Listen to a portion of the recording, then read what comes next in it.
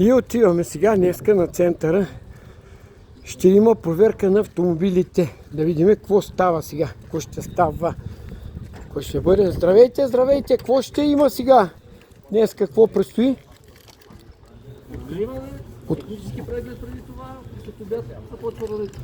И след обяд започва ралито. То ще е на Пампоро. Каква ще бъде отсечката? Откъде до къде? Неподготвени. Смола се казва отсечката, но откъде до къде ще изложи.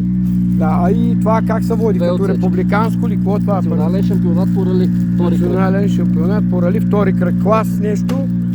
Класовете са много. Нашата кола е клас RC2.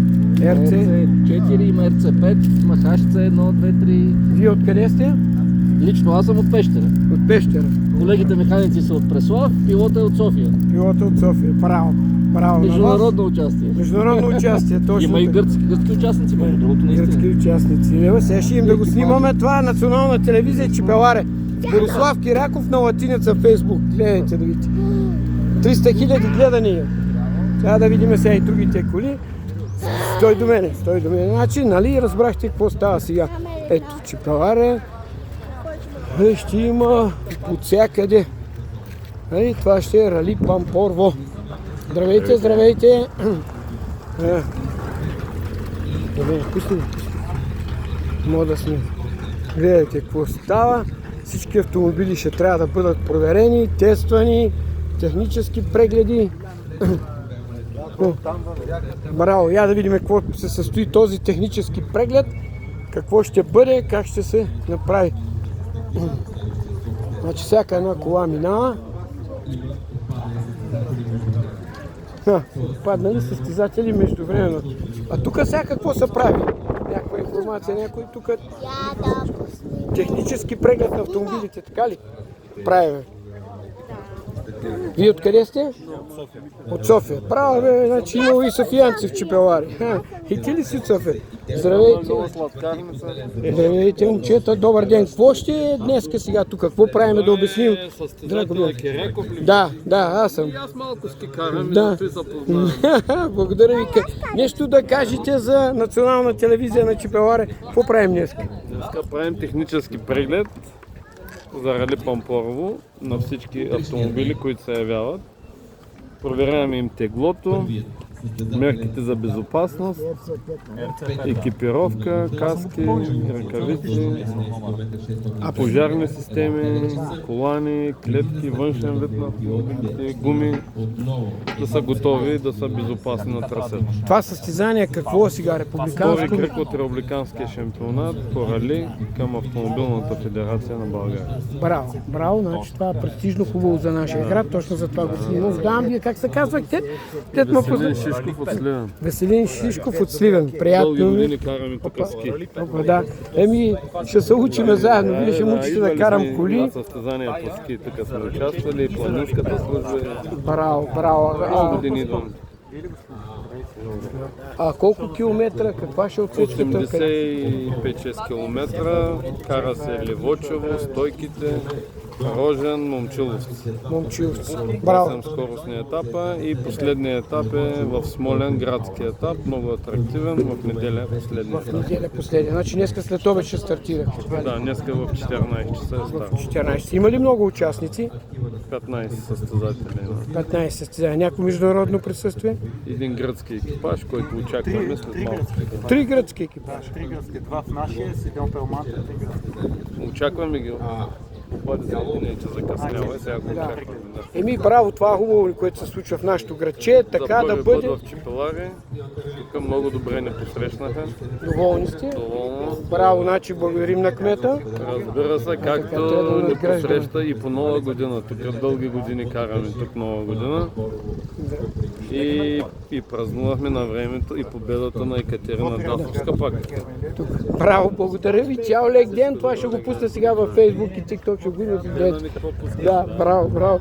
Виждате какво става. Значи ето хората ме познават. Виждате, че и в ралито ме познават и навсякъде. Така, когато си бил известен състезател.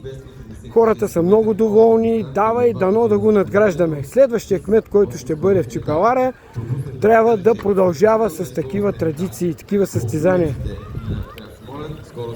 да има състезания, защото когато има състезания, първо града се напълва, виждате колко много народ идва, тези хора харчат пари, остават в Чепеларе, в нашия град, виждате екипите пред стартова треска, готват се, наредили са си колите и дано да има и някаква национална телевизия тук. BTV, Нова, канал 1, малко ме съмнява, но ще проверим и ще видим откъде, какво и що. Сега не знам тук дали има някой от моите приятели, ама за сега не виждам и така. Здравейте, момчета, вие откъде сте? От Сливен. Бре, много Сливен тук. И там в техническото и то Сливен има познава. Вика, ти си скиора и аз идвам да карам ски. То всеки скиор е автомобилен състезател, ама не мога да събера още пари за кола. Ники Златков ми обещава една кола да ми даде, да видим кога ще го изпълни. Ники Златков. А кога? Ами ще видим. Добри приятели сме. Да побърза, няма. Ами, готови ли сте? Вие ще участвате днеска, така ли? Как е тук? За първи път ли е в Чепеларе? В Чепеларе... Мисля, че откриването май за първи път е в Чепеларе. До сега май беше в Смолян или в Пампорово, но ние участваме за първи път. Да, харесва ли ви нашето градче? Много. Сме редовни посетители, само че през зимния период. А вече може да идвате и лятото. Правим такива събития, това казвам и на кмета сега. И на следващия кмет. Трябва всяка събота и неделя да има такива мероприятия.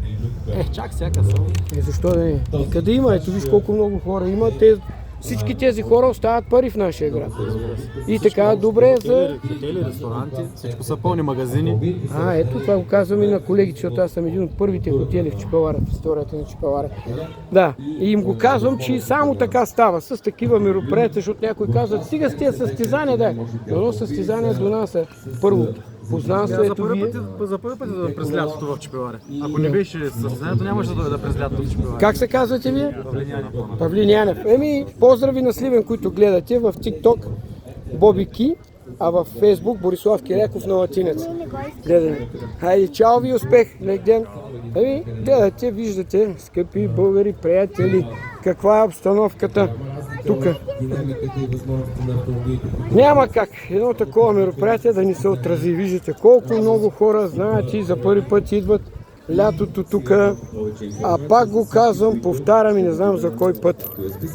Не знам за колко пъти вече казвам, че летният туризъм е също силен, защото има много по-малко разходи, но до нас са добри приходи.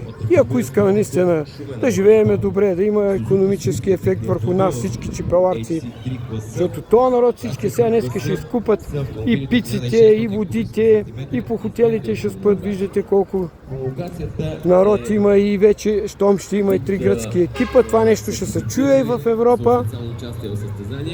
И ви гарантирам, че наистина ще допринесе за развитието на туризма в нашия град, който ние толкова години го повтаряме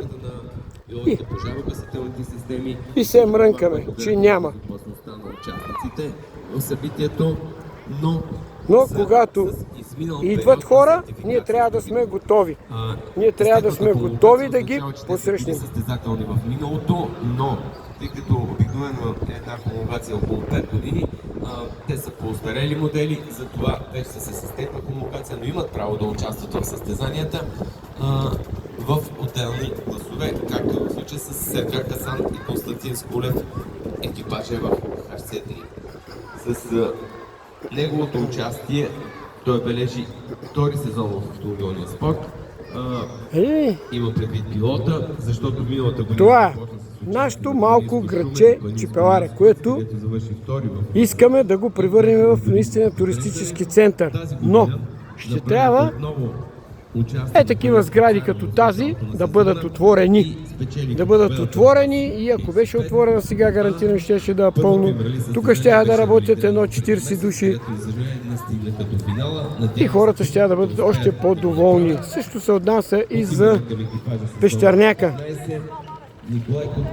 Ако се подготвим, ако бъдем готови, ако всички заведения работят и работиме както трябва, сърцето ви гарантирам, че няма да има беден чепеларец. всички ще сме доволни, но заедно и задружно, хора.